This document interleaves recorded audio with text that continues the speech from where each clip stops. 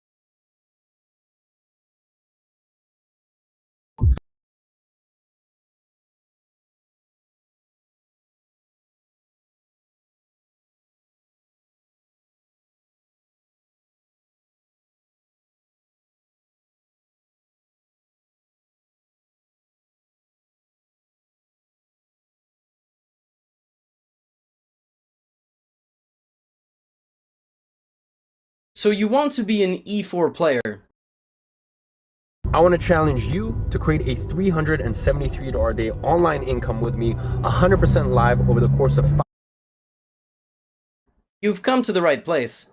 In this video, I'm going to give you some very interesting and unique ideas you might have not thought about before, how to take on some of the biggest defenses that you're going to face, and give you some tools with a little bit of bite and a little bit of spice to them to throw your opponents off their game. We're going to start with e5 and c5, okay? Because those are the ones you're going to face 80% of the time, and then we'll go to the other 20. I'll give you a couple of different ideas against the French, the Caro-Kann, the Alekhine, maybe the Peertz Modern, and so on and so forth. Against e5, these are all personalized recommendations, let's not forget, and you can feel free to ask me in the comments about other things, but I am a huge believer in the Vienna system. Knight c3 and delaying the development of the knight to f3. For example, if black plays knight f6 here, I am a huge fan of the Vienna Gambit. The Vienna Gambit has a lot of, I mean a lot of firepower, up to the 2200, 2300 level against folks that don't usually get this and don't have a clear repertoire against this. The main line of this goes d5, takes, and I'm not recommending this or this, which are the overwhelming main lines. Actually, I have queen f3 as a big recommendation, and then you have to study the opening from there. If the Vienna Gambit gets declined, then you play knight f3, get this bishop out, castle, and use the open f file for your pieces. Against non-knight f6 systems, you play something like bishop c4, d3, and then slowly build for f4 before you play knight f3.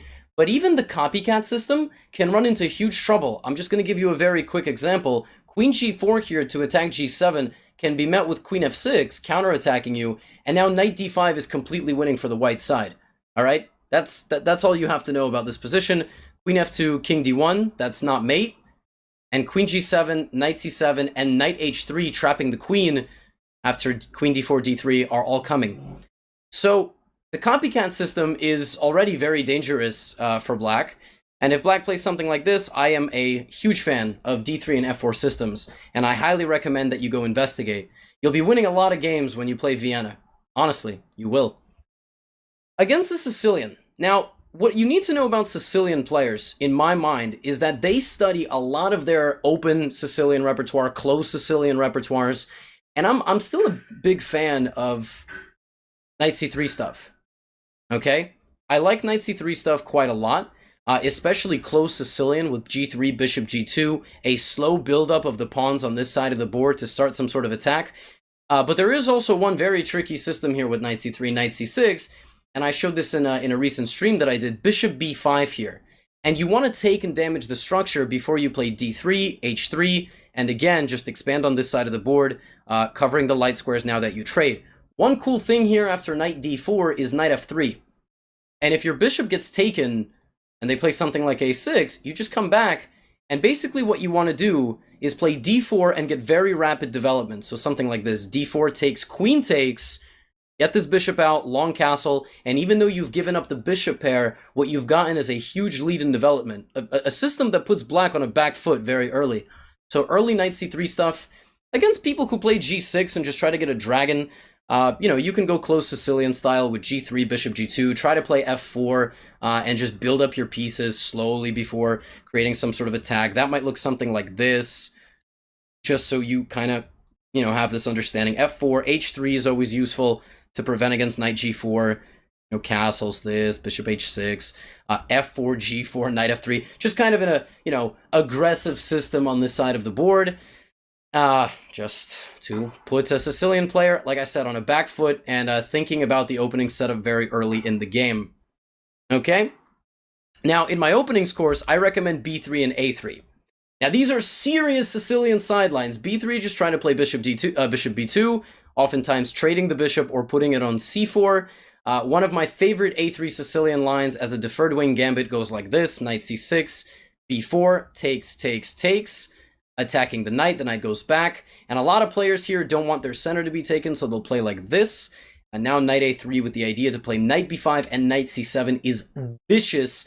And I win about 85% of my games here against, 2,600 rated players or so. So that should just give you an understanding of how venomous the A3 Sicilian, really can be. But to know more about that, openings course link below. But you don't need that. You can take a look at this Knight C3 system, close Sicilian. I'm giving you as many weapons as I can. Against the French defense, obviously I'm a believer in taking the center. I'm a big fan of this system, and I'll give you the options.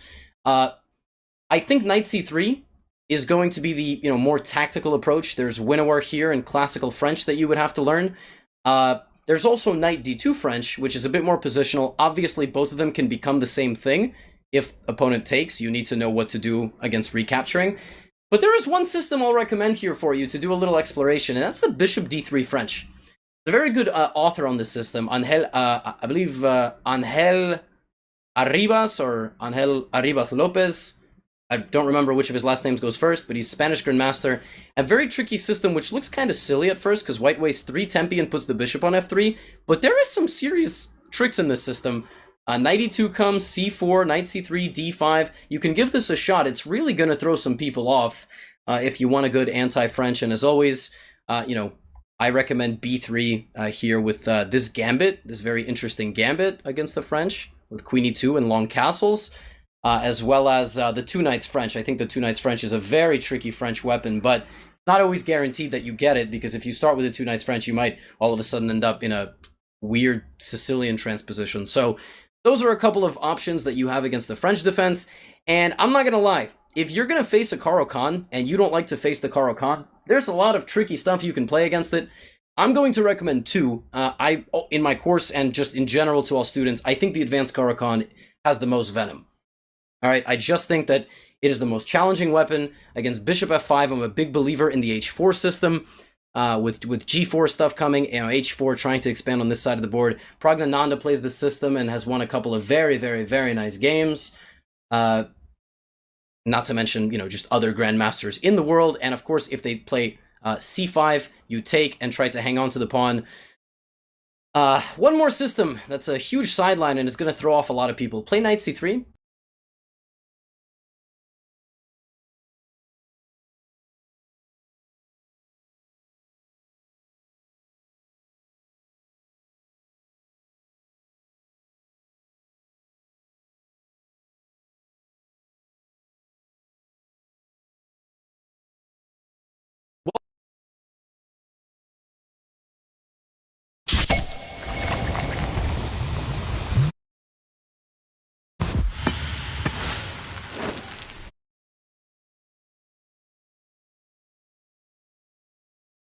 Welcome, ladies and gentlemen, to this video on an amazing historical game played by the chess legend Bobby Fischer. The year is 1956, the setting is the Marshall Chess Club in New York City. I've played many tournaments there over the course of my life. Bobby Fischer is 13 years old, and his opponent is Donald Byrne, the brother of Robert Byrne, both of them fantastic American talents.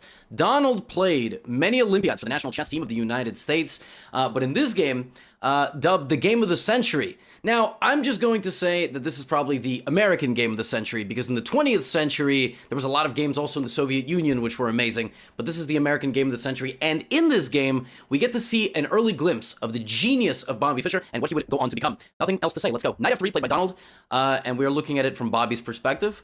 Knight f6, c4, so this is the ready opening, both knights coming out. Now we have something known as a transposition. So white could have started with this pawn push, but plays it on the second move. Now it's an English opening. Black plays g6. Bobby was a big fan of putting his bishop out this way, and then ultimately fighting for the center a little bit later. And we get knight to c3 by white. And here Bobby plays bishop g7, d4, and castles. So he finishes his full developing setup before choosing what to do with his center pawn. So far, we have no real understanding of where his other center pawns are going to go. He's playing a very flexible setup. You would say, well, why would Black just give up all this center control? Well, as chess progressed in the kind of later 20th century, and now it's 2021 when I'm recording this video, I'm not sure when you're watching in the future, but there was an understanding that you didn't need to put pawns into the center to fight for the center. You could actually control the center like this. This is known as the King's Indian defense, and you would be able to kind of target the enemy pieces which defended that center and slowly chip away at it. In this game, after bishop f4, Bobby actually plays the move d5. So D5 is a transposition, I said that word earlier, not to a King's Indian defense, but something known as the Grunfeld. Now the Grunfeld, spelled G-R-U with the two dots, N-F-E-L-D, is one of the most complex, if not the most complex openings in all of chess. If you're a beginner, intermediate, even an advanced player, I would say stay away from it. Enjoy chess while you can. There are so many densities. I don't even know if that's a word. There's so much depth of variations in the Grunfeld defense. And here, Donald Byrne plays the Russian system. Now, I don't know if that was called the Russian system back in the day, but this looks kind of weird because it's like, why would you bring your queen out? Now I take. I mean, as beginners, we're taught not to do this. We're not supposed to bring the queen out and also make multiple moves with the queen, getting closer to our opponent's territory. But this is just one of many options. White actually has a million different options, doesn't even need to go queen b3, but does that. Here Bobby plays c6. He pushes the pawn rather than developing the knight or the bishop, because actually a move ago, the queen and the bishop both stared at that pawn. c6. Now white plays e4, taking the center with two pawns defended by this knight. Obviously can't be a bad move. Bobby plays knight d7. Again, that looks strange to the uninitiated. Why would he block his bishop? He's got a plan. I mean, we're talking about one of the greatest players of all time, right? So knight d7, maybe he wants to go to b6 later. Modern day chess theory goes b5. So it's kind of agreed upon that b5 is the best move in this position for black to just immediately fight back against that queen, but we have knight d7. And in this position, Donald plays rook to d1. He brings his rook to the middle. If this pawn ever clears out, that rook will have an open line staring down at this queen. But again, the modern day move is bishop to e2 and just trying to prepare short castle. So over time, people worked out the fact that bishop to e2 is a better move. But rook d1. Now, so far you say, well, I don't understand. How is this genius? I've spent almost 4 minutes on this video. I mean, this doesn't look genius at all. I'm going to click out. Don't click out. I will reward you for sticking around. Knight to b6 attacks the queen. And officially, after queen to c5 in the year 1956, we got a position that had never been reached before in recorded games. Maybe two drunk guys at the local bar played this position, but this position had never been seen before. Up until this point, the only thing that happened was queen b3, bishop e6, and something like queen c2. And you would say, well, why would you go here, here, here, and then just go back? I know. It doesn't look like it makes any sense, but the best players somehow make it work. So we get queen to c5, just lurking around the territory. Bobby's on his own, and he develops this bishop out to g4. Now here, a rather strange move gets played. Bishop to g5. The way I can summarize this move, and why it's not great, is like, white hasn't finished developing his pieces, so he should do that. Like, he should play bishop to e2 and just get prepared to castle. But he plays this move. He's trying to get confrontational against the guy who's already set. All of Bobby's pieces are out, the knights, the bishops, and the king is castled already to safety. So here, it's time for black to start taking action. And he takes action in a way that, well, frankly, is just dazzling. He doesn't just finish his development or bring a rook or something. He plays knight to a4, the first punch. Wait, what? Can't that just be taken? Well, it can't, actually. In the game, we got queen a3. Knight a4 attacks these two pieces. So if you take the knight literally for free, and this is the way I want you to think about chess, that knight used to guard something. It guards the pawn in the center. Bobby's idea was to take, hitting the bishop that just moved there, punishing his opponent, and the queen, and when you take the bishop, this knight has to take it, and this bishop doing something called pitting the knight to the rook would take the rook. So for example, something like queen b4, we would get takes, takes, takes, takes, and even though material is equal, if you count everything, it's all equal. White's got two knights, and black has a rook and one extra pawn. Black is crushing here, because you're just going to kick out this knight, you will take on d4, and you are just gonna open this up. I mean, this is not gonna end well, because white's king is stuck in the center of the board. So Donald didn't want that to happen, so he went back with the queen, and Bobby traded knights, and you would say, why did he do that? I mean, he just helped white restructure the center. He traded off one of his attacking pieces. Well, what was his plan? To take this pawn. Man, I almost cried after trying this game. I don't know if you remember, but a decade ago, games... But that opens up the bishop to see this. Now we got bishop takes e7, so Donald is hanging in there. In fact, he's creating threats, queen and rook. Wait, I don't understand. So is Bobby just going to lose material? Maybe, that's part of the plan. He plays queen b6. And Donald again doesn't bite. He plays bishop c4. Wait, Why would he not just take the rook? Well, here's the idea. The idea is that now I take back with my bishop, not with my rook, which hasn't moved yet. I attack your queen. Board is a big place, so you got to move your queen. So if you go back just to try to guard this pawn, first of all, that doesn't even guard the pawn. I can just take it. You can't take because your queen and king, which you negated, or neglected, I should say, you neglected to get it out of the center, gets punished. And my bishops are laser beams. I mean, crisscross applesauce, down to your king, the other bishop pins to your rook, you're going to lose your queen here. So you can't do that. You can't go into this position. You just cannot do it. So Donald says, all right, I got to play bishop c4. It's the only way I'm going to get my king to safety. I need to castle. Now here, if Bobby had played the move, just rook e8, getting his rook out of the way of the threat, well, then white would have castled, and he would have been safe. And, you know, black still has a little bit of momentum, but no advantage. So Bobby needs a forcing move. What's a forcing move in chess? A check, which is an attack on the king, a capture. If you capture something in the position, you'll force your opponent to respond. Otherwise, you're just going to get free stuff. And so Bobby plays this brilliant move, knight takes c3. What? What is he? And for the third time in the game, Donald can't take. He can't take the knight. He cannot take it. Why? Why can't he take? Because he'll lose a guard of his bishop. Now I will play this move. And if you just lazily go back trying to guard, you're paralyzed. So I can just win your rook. First of all, I'm going to take this knight, and you can't even take like this because you're still guarding that. So now I've also damaged your pawn structure, and then I'm just going to go here and pick this up. And what might happen is we'll get a position where black is only one pawn up, if you count, it's only 6-5, but has a dominant position because white's structure is shattered. Those are called pawn islands. They are big structural weaknesses. You'll see that black has these 3 pawns, right? That looks very nice and healthy. So for the third time this game, the guy cannot take the piece that Bobby's offering, and instead he plays bishop back to c5, attacking the queen. Now Bobby, for the 4th time, plays something brilliant. What's worth more than a queen in chess? Sometimes in chess, you don't need to address a threat if you can create an equal or a higher level threat. So he plays rook e8. The king, which is the most forcing move in chess, right? This check is worth more than the queen.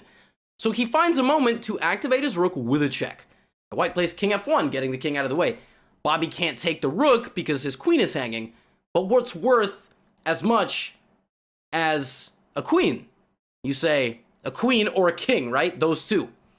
So in this position, Bobby could theoretically play knight back to b5 and attack the queen because they're worth the same, and if bishop takes, he would get his queen out of danger.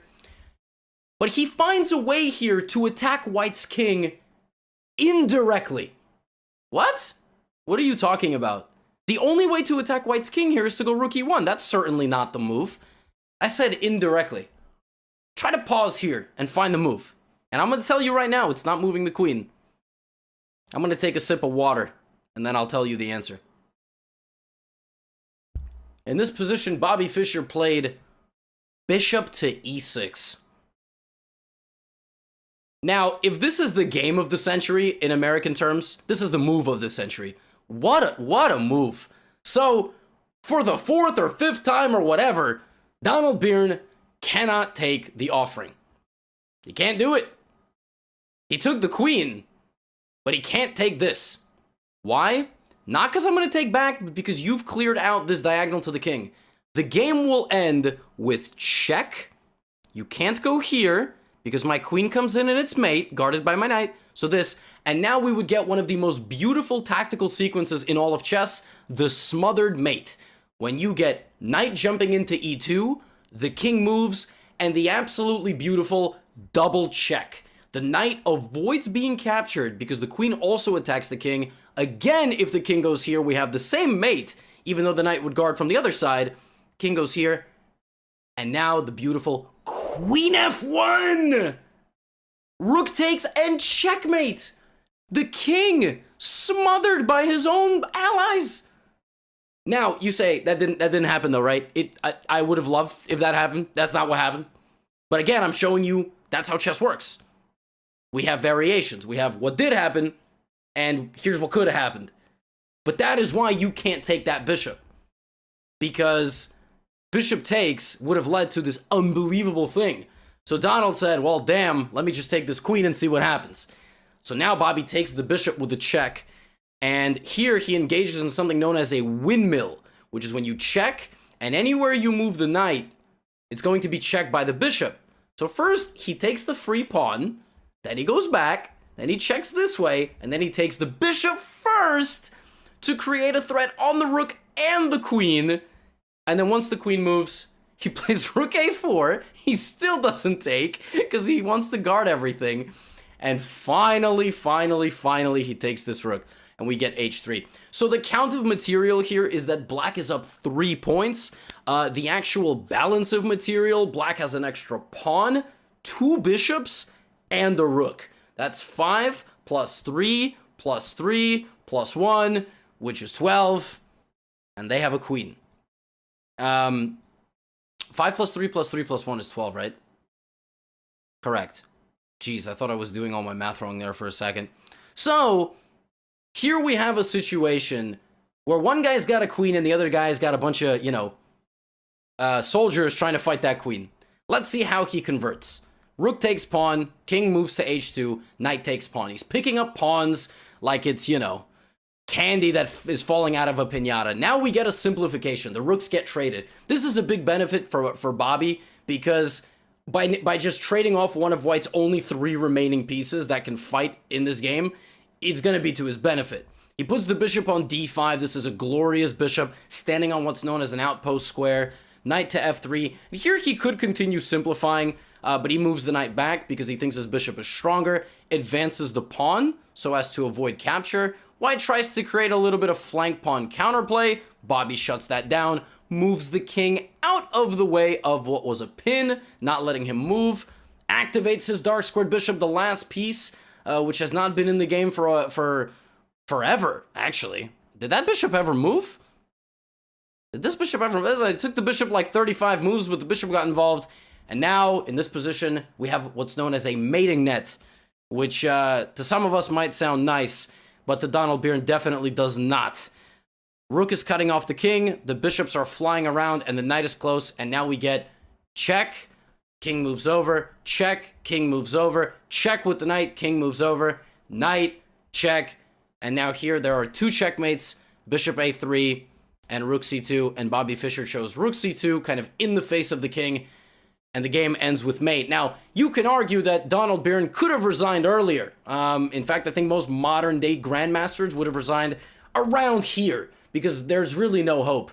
But credit to him for actually not resigning and allowing the game to be fully played out, just allowing Bobby a chance to convert. Or who knows, I wasn't around in 1956. Maybe he was just mad. Maybe it was like, damn, I can't believe I lost to this young whippersnapper, or whatever they said in, in the mid-20th century. But with this game, it's actually funny, because Bobby didn't have a good tournament at the Marshall Chess Club, but this was a sign of things to come. And further down the line, Bobby went on to win the US Championship, and this kind of game served as a big confidence booster to the young player, which really is how growing in chess works. You need that big breakthrough game. I remember my first win over a 2200 rated player, a master. Actually, that game was in a brand new opening that I had learned just months prior, so that was a huge boost of confidence and led to a streak of good results for me. So it's all about that first win against a very strong player, an esteemed opponent. And this was a super impressive victory. I mean, remember the year, 1956, Donald Byrne went on to play in the Olympiad for the United States, representing them on an international level. So this guy was no joke, but Bobby made it look like this game wasn't even close. And as I've been saying, it's a sign of things to come in his career. So I hope you enjoyed. If you've made it this far in the video, you are amazing.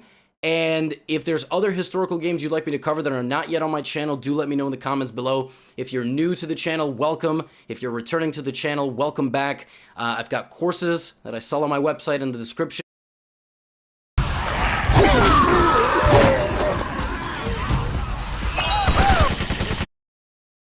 Ladies and gentlemen, the holiday season came around, second bonus time. So you literally could beat the person. The website for he's not playing e6. Hikaru recently has been playing a lot of this accelerated dragon. It's one of the easiest openings, it's one of the easiest Sicilians, I should say, to learn if you're going to play it. Magnus now for a second time in the Pro Chess League plays into, I called it the Pro Chess League, Global Chess League. Pro Chess League is something that existed for many, many years. And we have this Maroczy bind. Now what's funny is here, after knight c6, bishop e3, Hikaru plays what Magnus played against Alireza. You don't have to remember that, but queen b6. And in that game, Alireza went backwards. Magnus goes forward, plays knight to b5, blocking the queen from hitting b2, threatening the queen, but also bishop b2 is slightly problematic. Hikaru plays queen a5 check. Already, like, it has the makings of a very dynamic and complicated game. That knight now drops back to c3, and black plays another queen move. Folks, I'm just going to tell you right now, you better not play chess like this. 3 out of his first 8 moves for a whopping 37.5% from yours truly, the mathematician, PhD genius, and also very humble, myself. Yeah, don't do that. Don't do that. You're going to lose your queen. All right, let these big boys do it. Magnus plays queen c1. That move is fine. I think queen c2 or queen d2 is slightly preferred by the computer, but queen c1, obviously nothing wrong with it. Now we're going to get a little bit of normalcy. Hikaru plays d6. Magnus blocks the diagonal and plays knight d2. Hikaru plays bishop e6, bishop e2, and now Hikaru is going to play knight f6 and castle, and Magnus is going to castle.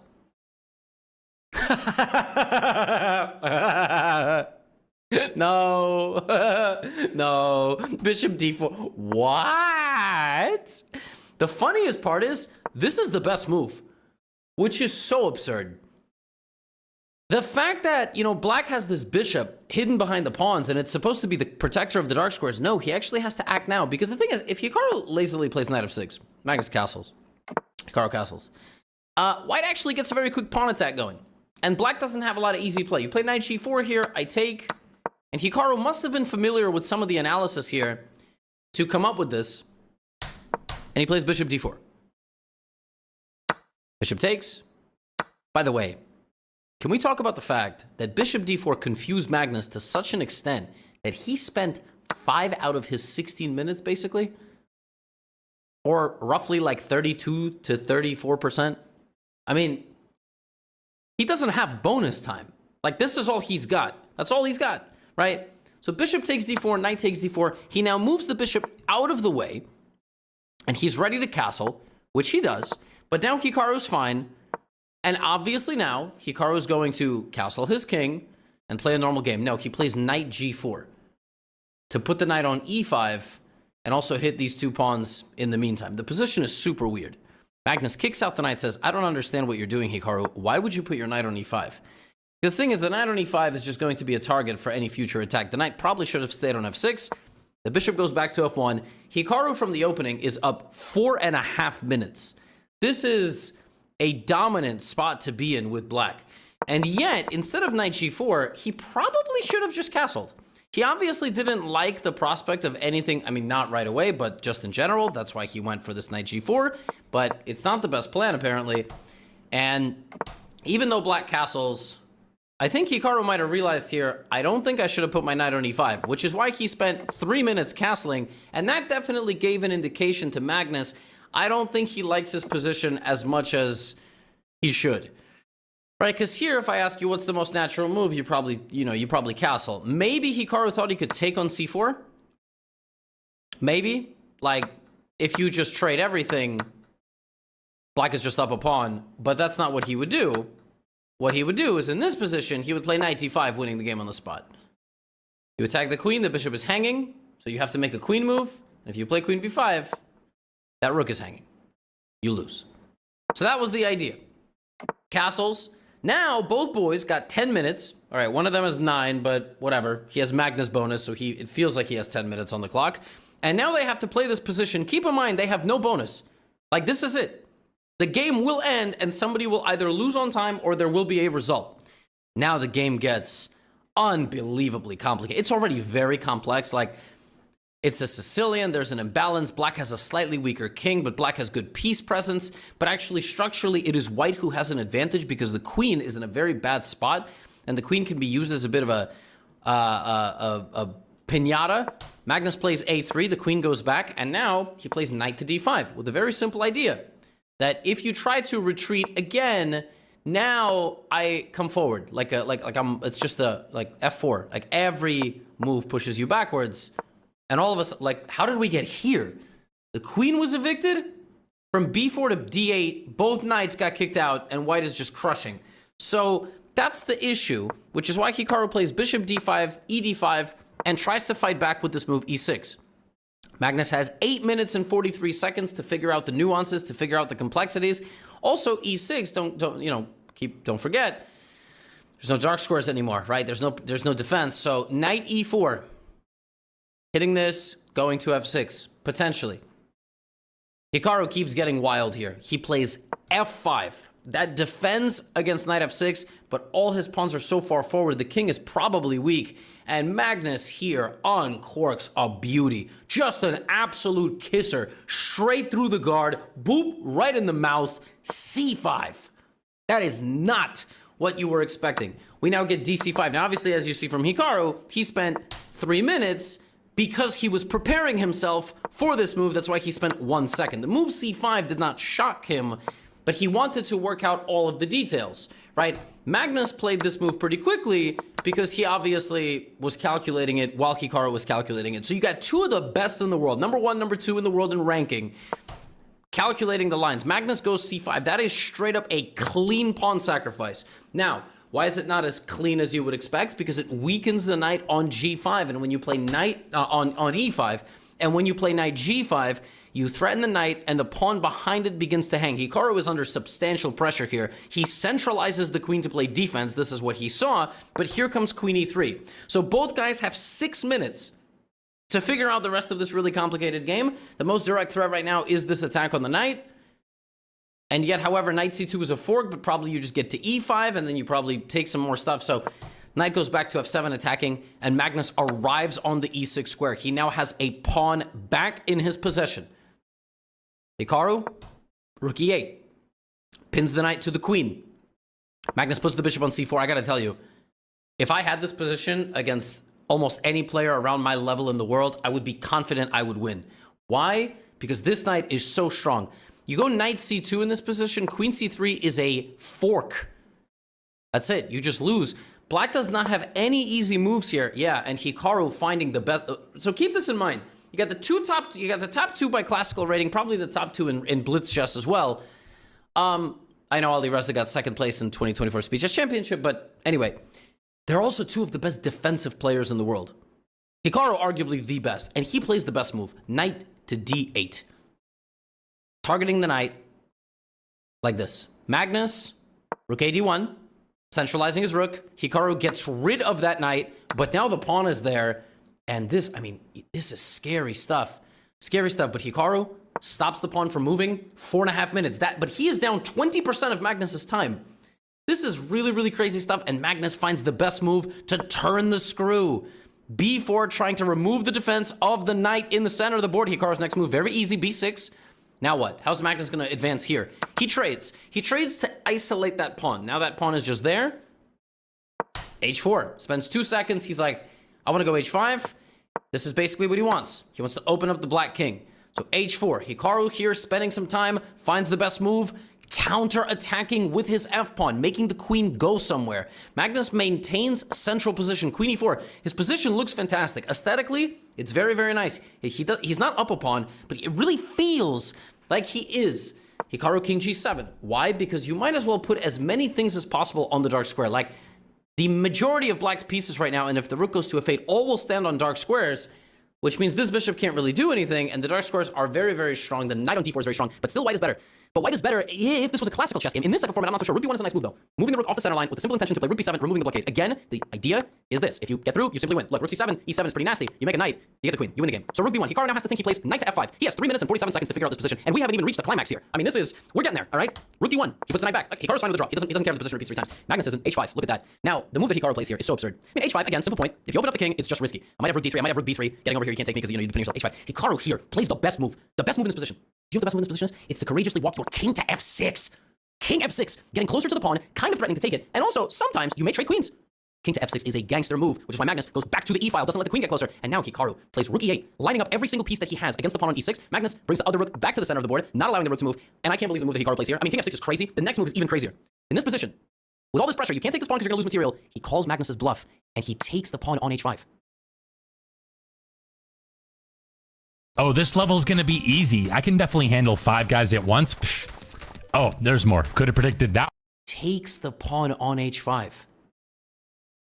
His king is now completely open. He has 4 pawn islands and double h-pawns, and yet, this is defended. And g takes h5 happens, and suddenly, my favorite thing to say, who is attacking who?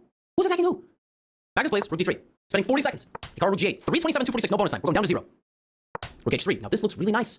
I'm going to take on h5. I'm going to take on h7. I still can't quite get to your king. You're kind of covering everything. Hikaru spent some time here. He was obviously looking at f3. By the way, you can actually play king g5 in this position. This is how absurd this is. You can play king to g5, but Hikaru plays the best move, rook g5, defending things. And Magnus plays rook h4. The threat is rook takes f4. Or queen takes f4. Rook takes f4 is better. Now if I ask you, what is the most natural move in this position? A lot of you would tell me rook f5. And I would not be able to tell you why Hikaru in this position chose not to play rook f5. Rook f5, to me, makes plenty of sense. It defends everything. Maybe there was queen a8 with nasty intentions. And also there are moves like queen d3. And it's just hard to make a move with black. As the queen comes in and maybe h5 is hanging, Hikaru says, you know what? I got 2.5 minutes. He's got 3. Magnus, let's finish this how we started this together. f3, a counter-attacking move. We see the evaluation bar jump up there. But the point is very simple. If g3, he's going to sacrifice the rook. He's going to sacrifice the rook and get his queen in. And this is queen g2 mate. This is unbelievable. f3 has been played with 1 minute and 42 seconds. That was not an efficient time use. 50 seconds spent, plays f3. It's not even the best move. Now rook to f4 check is the best move. The king goes back to g7. And Magnus, well, wasn't the idea to sacrifice here, right? But now you can't do that anymore. But g3, Magnus is winning. Magnus is winning, but Hikaru is not done. He saw h4.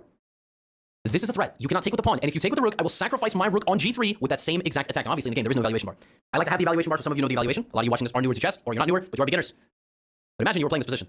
There's no eval bar. And somebody plays h4 against you. All you know is that if rook h4, rook g3. If you don't take, there's this. So why is this position +4? Magnus doesn't know it's +4. Hikaru doesn't know it's +4. And you have 2 minutes and 50 seconds. It's +4. If, and only if, you find the move. It's not even clear why this is the best move. Bishop d3. Yes, of course, we all understand the h7 pawn is under attack.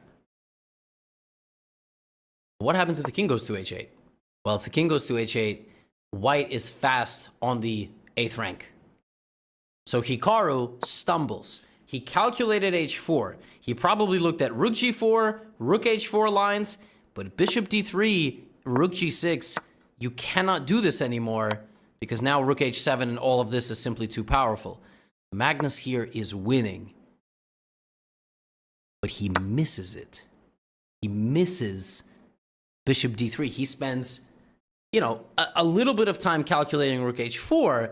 He believes Hikaru's bluff, which wasn't a bluff. I don't think Hikaru saw the power of bishop d3. Hikaru plays rook takes g3, and now we have king h1. The rook has not been taken. Now it can be taken, though. Now it can be taken, and rook h7 is still a threat, so Hikaru has to dart out of the position. 2 minutes and a half versus 1 minute and a half, still absolutely zero resolution. Both kings are weak. I would argue white's king at this point is actually weaker, right? We have to defend against this. So what does Magnus do here? How does he play? Well, he brings his rook from the e file to the g file. He's trying to trade the rook to get rid of the blockade of the position. And I'm also going to turn this off now. There's another threat of rook g1. It's not to take on g6.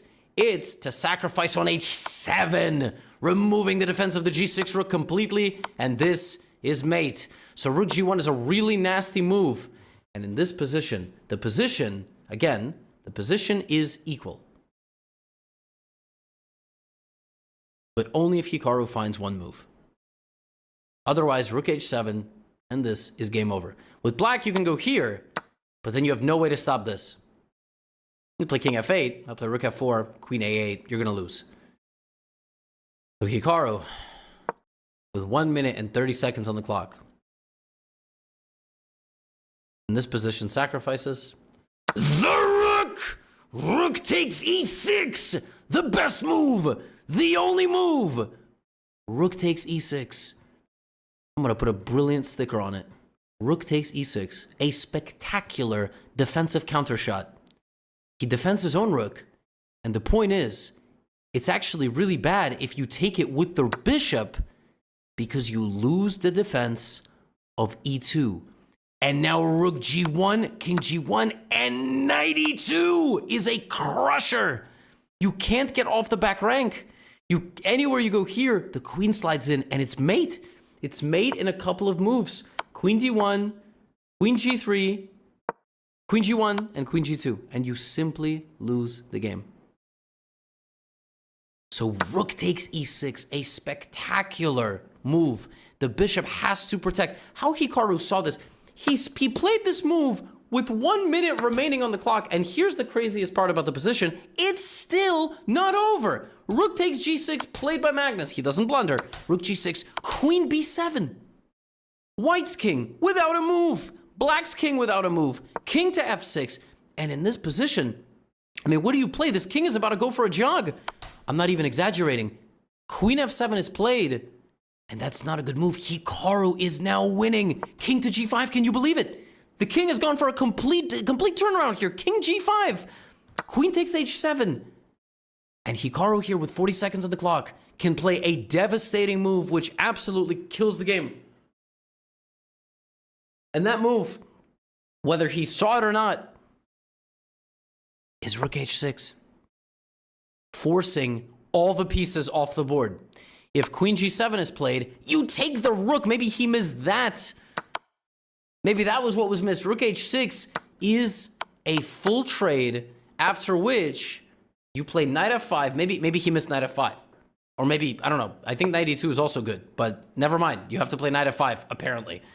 Knight f5, bishop here, king g... Okay, well, this is... It's hard to see that, but the only winning... And apparently this is a winning endgame because you're just up and you're too active and you're going to promote. So... And white is going to have to lose the bishop. So queen h7, the only winning move is rook h6. Instead, Hikaru plays knight to f5. Now it's a draw. The rook is hanging. Queen d1 is a threat, though. Rook h5 played. King f4! What? The king is on f4! Bishop f1, Magnus playing defense. The position is hanging on a knife's edge because of mutually assured destruction. Basically, black cannot play a move like queen d1. Actually, probably can, because after queen g6, it's a draw. So both players here hang on a knife's edge, and the position is just like they're both stuck. There's nothing they can do, you know? And we get, in the game, rook g5 with 30 seconds on the clock. Rook g5, king g5. Magnus is now up a minute. Let's keep in mind there's no bonus time. He darts over here. Hikaru's centralizing the queen. And in this position, under the threat of mutually assured destruction, king g1 was played. And with 28 seconds on his clock, Hikaru shuffled back and forth. And the players breathed a sigh of relief and a draw. That was chaos. Absolute cinema. A black king walking forward with his troops. King g5 possible, right? Defending himself, rook g5, then launching a counterattack. Sacrificing his rook with rook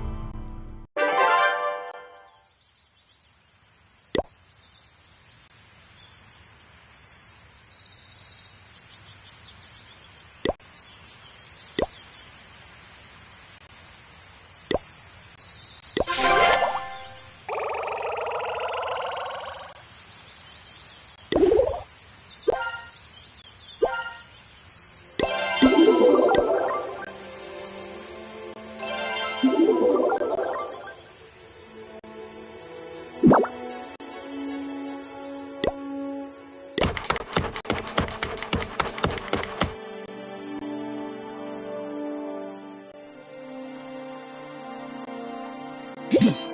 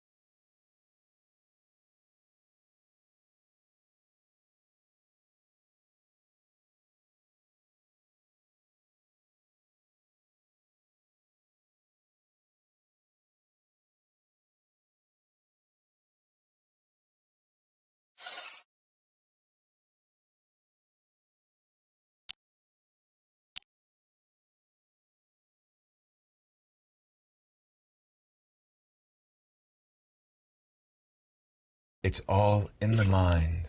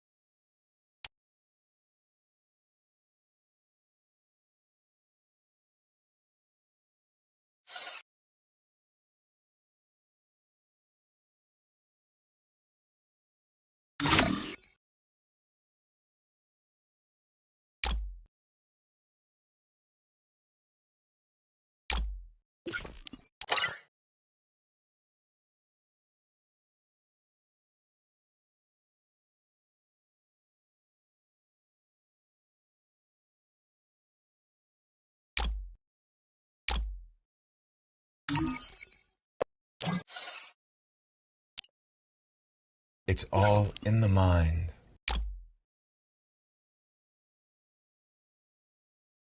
It's all in the mind.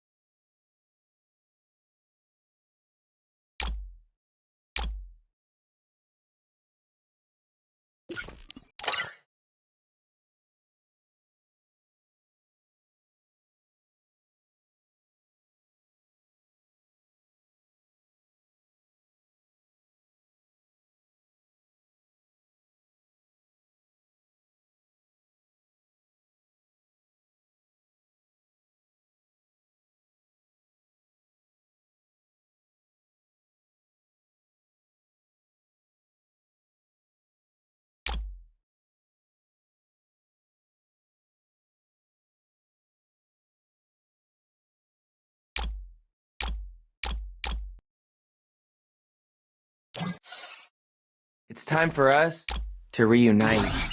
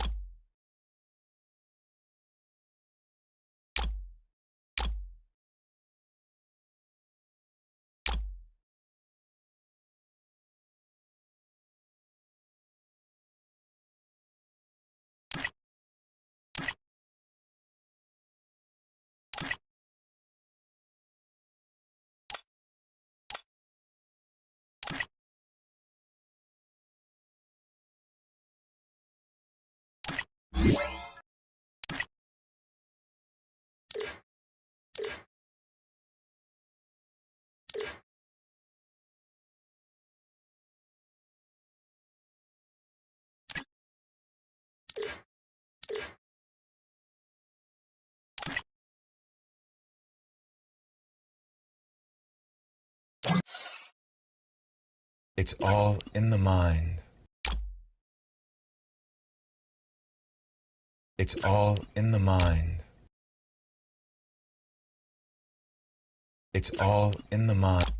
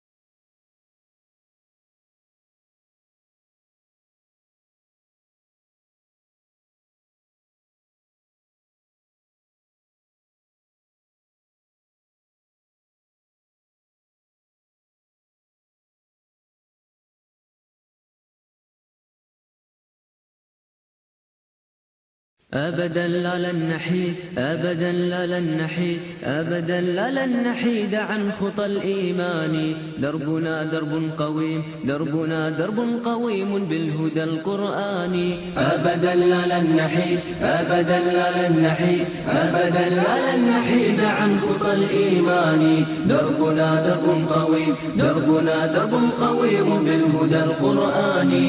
سائرون في طريق الحق يا جند الله سائرون في طريق الحق يا جند الله جند الله جند الله جند الله جند الله.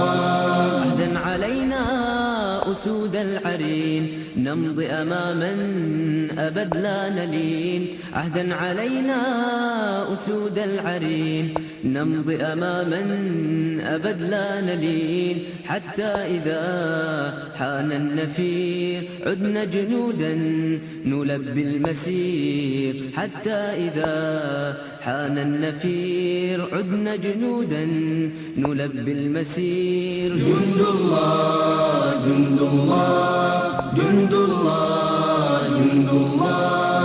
أبدا لا لن نحيد أبدا لا لن نحيد عن خطى الإيمان. دربنا درب قويم دربنا درب قويم بالهدى القرآني. أبدا لا لن نحيد أبدا لا لن نحيد عن خطى الإيمان. دربنا درب قويم دربنا درب قويم بالهدى القرآني. سائرون في طريق الحق يا جند الله سائرون في طريق الحق يا جند الله جند الله جند الله جند الله جند الله. ولا بد يوما سيرجع الأقصى ليحيى الفداء في طول المدى.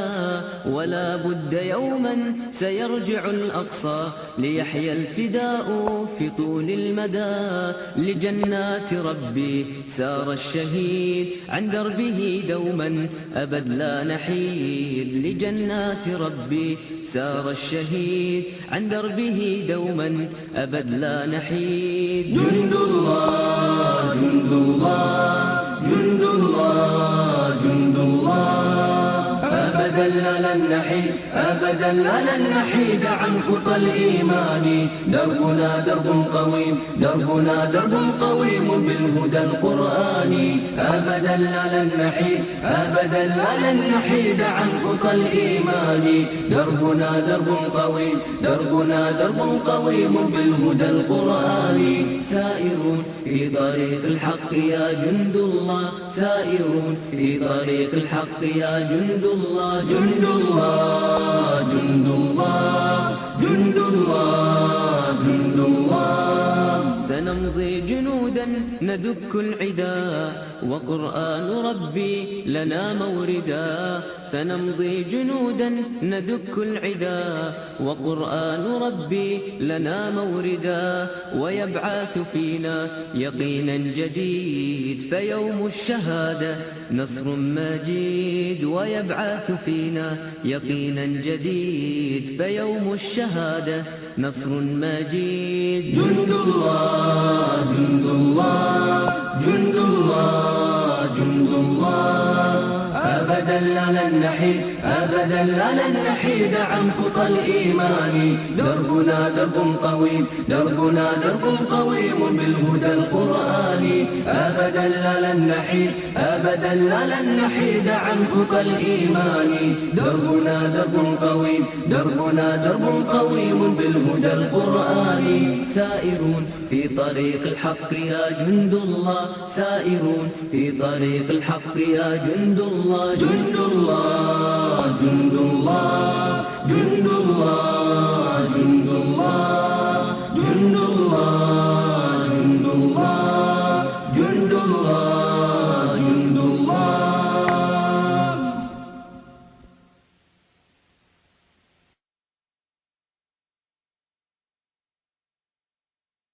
راية التوحيد شق الغيهباء راية التوحيد شق الغيهباء. وادحر الليل وشعي كوكبا وانشر الحق بأرجاء الدنيا. كنت ميتا في بحور الغي والإثم غريقا، كنت عابدا في قيود الذنب مملوكا رقيقا، مد لي الشيطان من أسبابه حبلا وثيقا، منكرات كنت آتيها غروبا وشروقا. كنت ميتا في بحور الغي والإثم غريقا، كنت عابدا في قيود الذنب مملوكا رقيقا، مدني الشيطان من أسبابه حبلا وثيقا، منكرات كنت آتيها غروبا وشروقا. كنت ميتا في بحور الغي والإثم غريقا، كنت عابدا في قيود الذنب مملوكا رقيقا، مدني الشيطان من أسبابه حبلا وثيقا، منكرات كنت آتيها غروبا وشروقا.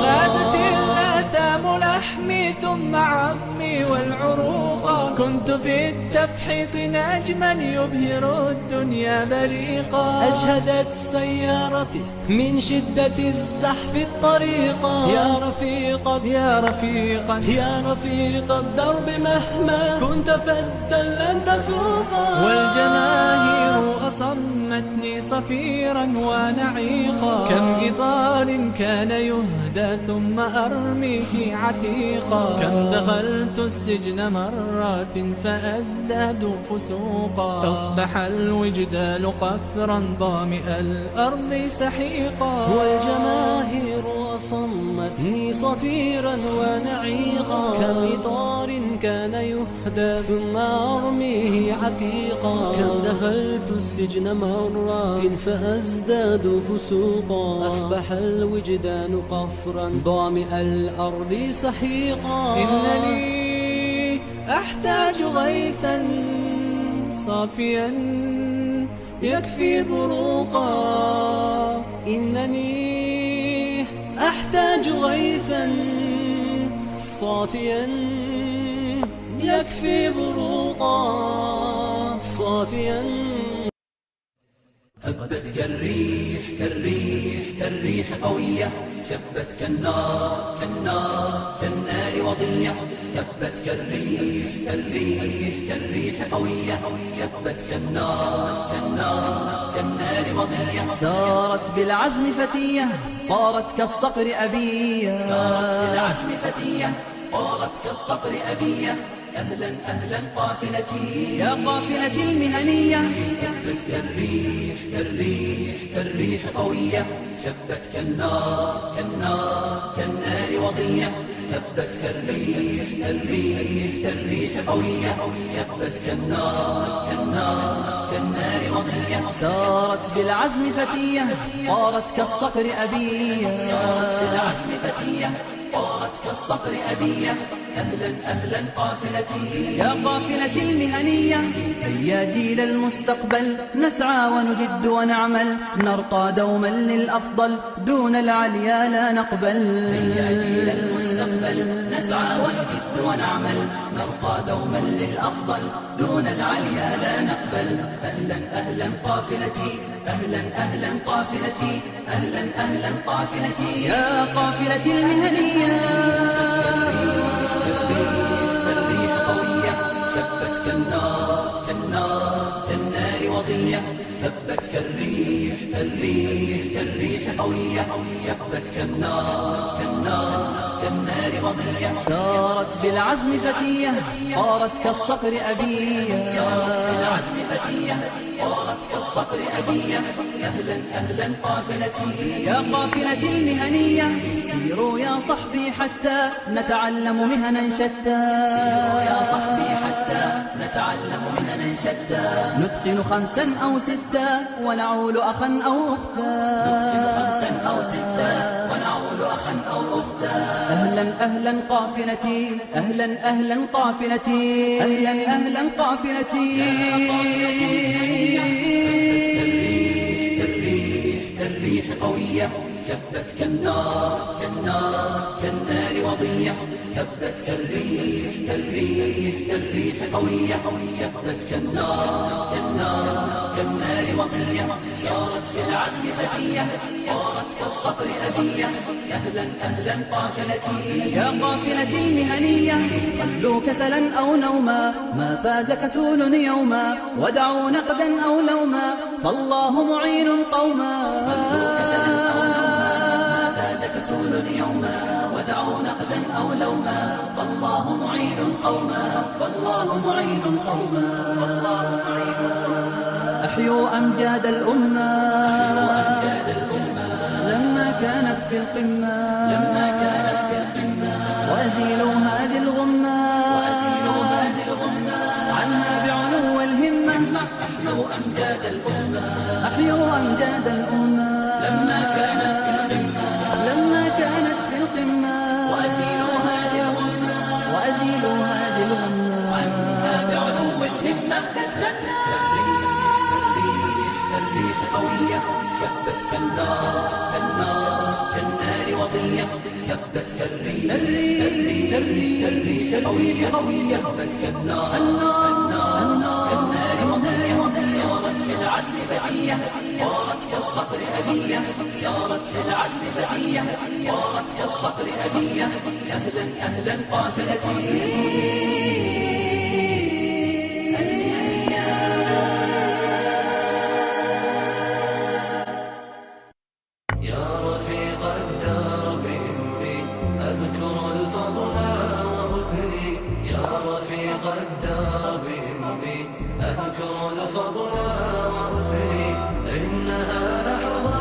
شكر وامتنان لك مني إنها لحظات شكر وامتنان لك مني يا رفيق الدرب إني أذكر الفضل وحسني يا رفيق الدرب إني أذكر الفضل وحسني إنها لحظات شكر وامتنان لك مني إنها لحظات شكر وامتنان لك مني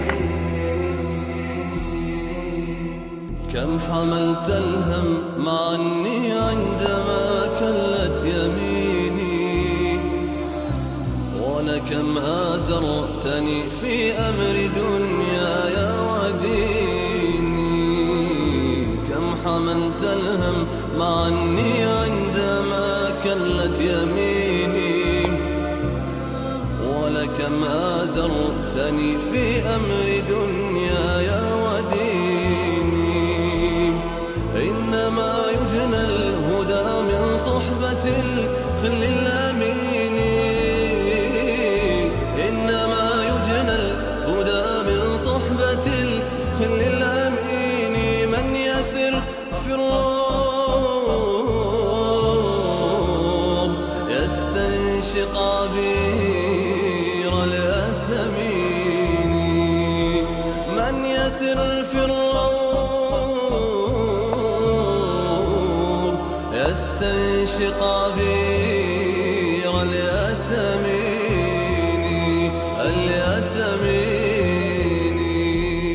يا رفيق الدرب إني أذكر الفضل وحسني يا رفيق الدرب إني أذكر الفضل وحسني إنها لحظات شكر وامتنان لك مني إنها لحظات شكر وامتنان لك مني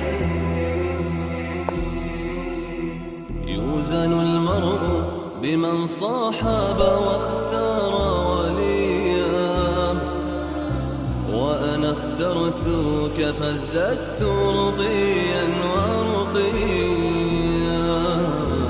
يوزن المرء بمن صاحب واختار وليا وأنا اخترتك فازددت رقيا ورقيا سبيل الدموع سبيل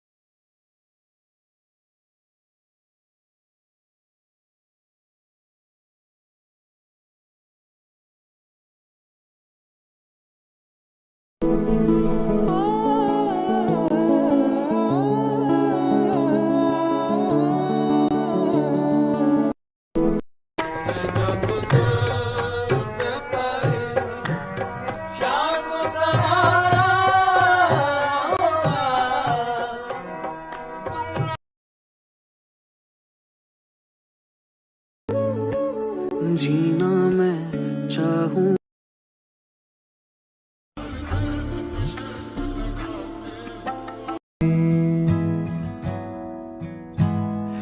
मैंने सपने देखे थे बस तेरे, पक्के दिल से तुझे पुकारा था।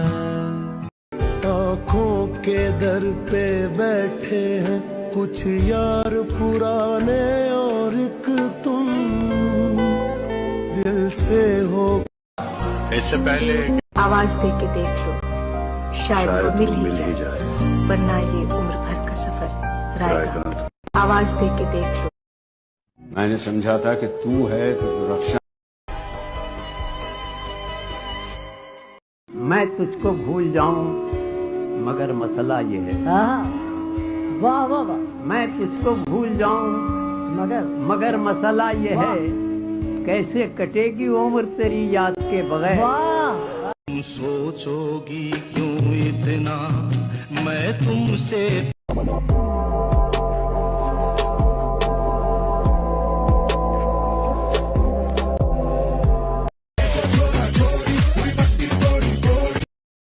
जो हम पे गुजरे थे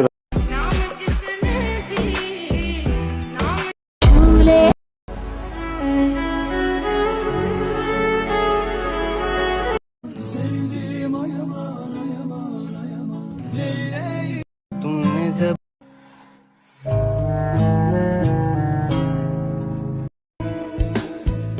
किसी को नफरत है मुझसे, कोई प्यार कर बैठा है। किसी को यकीन नहीं मुझ पे, कोई एतबार कर बैठा है। कितनी अजीब है ना ये दुनिया, कोई मिलना नहीं चाहता और कोई इंतजार कर बैठा है।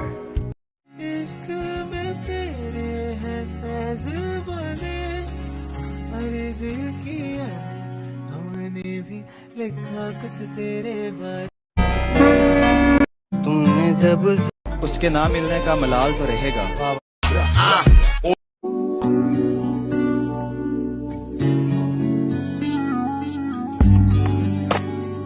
हमसे पूछो कि मोहब्बत में खसारा क्या है।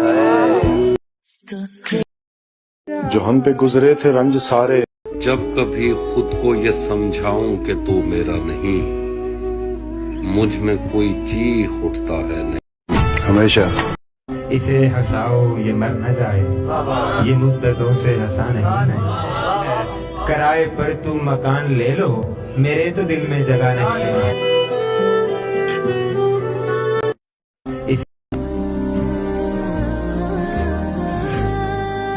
आंखें हमें ये, मैंने सपने देखे थे बस तेरे, पक्के दिल से तुझे पुकारा था। मैं नाकाम नहीं, कच्ची मेरी मिट्टी। अहमद सलमान साहब लिखते हैं कि जो हम पे गुजरे थे रंज सारे। जिंदगी से डरते हो, अंत कहीं से डरते हो, जो अभी नहीं आई उस घड़ी से डर। जाने मन न वो दिन लौटने के।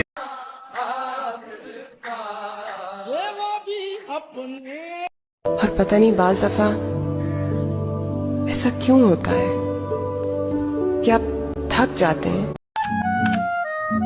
इसलिए देखते हो आईना, तुम तो खुद से भी खूबसूरत हो।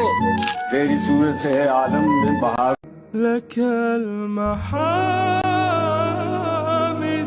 ख्वाहिशें दिल का साथ छोड़ गई, ख्वाहिशें दिल का साथ छोड़ गई। ये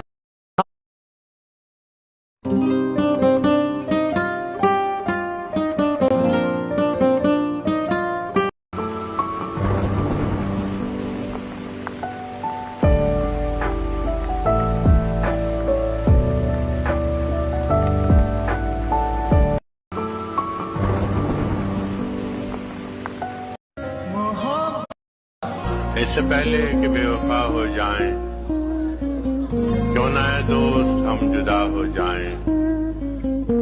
तू भी हीरे से बन गया पत्थर, तू भी हीरे से बन। दिसंबर जा खुदा हाफिज।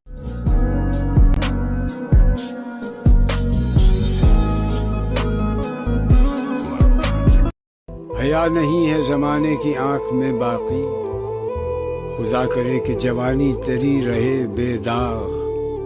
ठहर सका न किसी खानकाह में इकबाल, कि है ज़रीफ़ व खुश अंदेशा व शिगुफ्ता दिमाग। हया नहीं है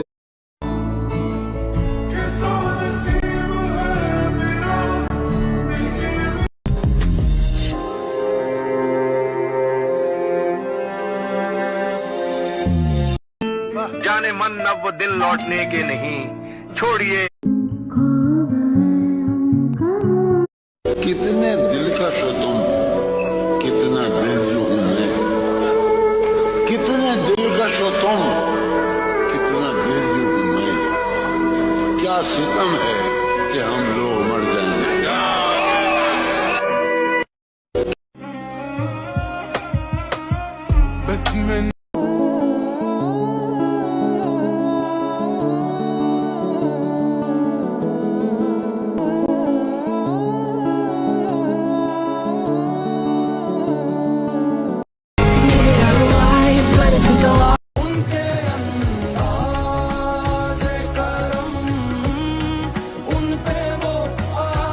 बस इस सबब से कि तुझ पर बहुत भरोसा था, बस इस सबब से कि तुझ पर बहुत भरोसा था।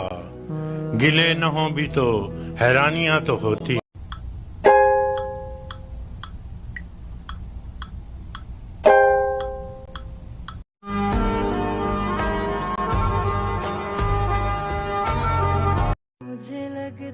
तो एक दफा उन्होंने पूछा कि why have you stop socialising now, और मैंने कहा जब जरूरत थी। मैं किसी तरह भी समझौता नहीं कर सकता, या तो सब कुछ ही मुझे चाहिए या कुछ नहीं। कैसे जाना है, कहाँ जाना है, क्यों जाना है। यूसुफ़े मिस्र तमन्ना आशिक सूली चढ़ जाए जब इश्क का।